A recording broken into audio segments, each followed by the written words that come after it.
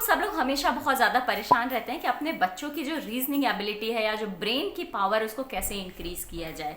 तो इस उम्र में तो हम सिर्फ उनकी एक्सरसाइज के थ्रू या फिर उनके कॉन्सेंट्रेशन के ऊपर काम कर सकते हैं, क्योंकि एक सर्टेन एज होती है जब तक उनका ब्रेन डेवलपमेंट होता है प्रॉपर, और उसके बाद तो बच्चे सब कुछ सिर्फ एक्सपीरियंस से ही सीखते हैं।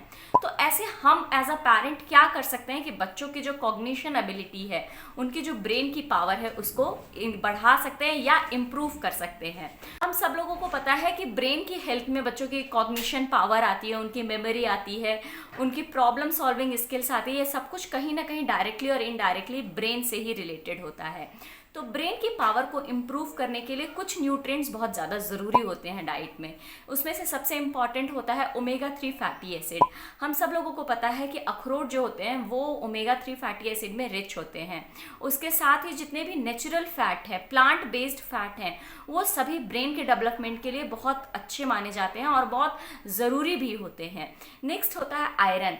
आयरन ग्रोइंग एज में वैसे ही बच्चों के लिए बहुत ज़रूरी है। उसके साथ ही ब्रेन पावर को इंक्रीज करने के लिए, ब्रेन के नॉर्मल फंक्शनिंग के लिए भी वो बहुत इंपॉर्टेंट रोल प्ले करता है। नेक्स्ट माइक्रो न्यूट्रिएंट्स में अगर हम लोग बात करें तो मैग्नीशियम और जिंक दो ऐसे माइक्रो न्यूट्रिएंट्स होते हैं जो बॉडी की कई सारी फंक्शनिंग के लिए इंपॉर्टेंट होते हैं। वैसे ही कि वो बहुत अच्छे सप्लीमेंट होते हैं ब्रेन के डेवलपमेंट के लिए ही।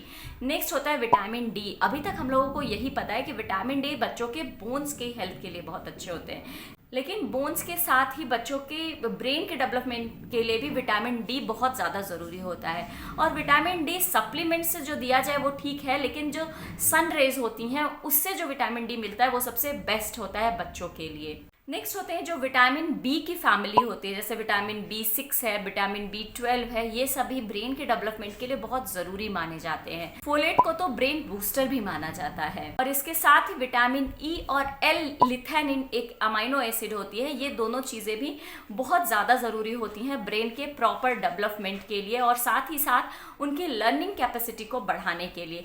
तो ये कुछ ऐसे न्यूट्रिएंट्स थे जो कि अगर हम बच्चों की डाइट में रूटीन में शामिल करेंगे तो डेफिनेटली उनकी जो ब्रेन की ग्रोथ है, उनकी जो कंसंट्रेशन है, मेमोरी स्किल है, ये सब कुछ बहुत अच्छे से इंक्रीज हो जाएगी। इसके अलावा बच्चों का कभी कभी प्रॉपर नींद ना लेना या फिर स्क्रीन टाइम बहुत ज़्यादा बिताना और उनका जो इमेजिनेशन एक्टिविटीज़ होती हैं उनका न करने की वजह से भी उनके प्रॉपर ब्रेन डेवलपमेंट पे असर पड़ता है। इन सब के अलावा बच्चों के डेली हैबिट में ब्रेन एक्सरसाइज को भी ज़रूर ऐड करिए। इसके अलावा मेडिटेशन, थोड़ा बहुत योगा, एक्सरसाइज, इन सब को भी ऐड करने से ब्रेन डेवलपमेंट को बूस्ट किया जा सकता है बच्चों में।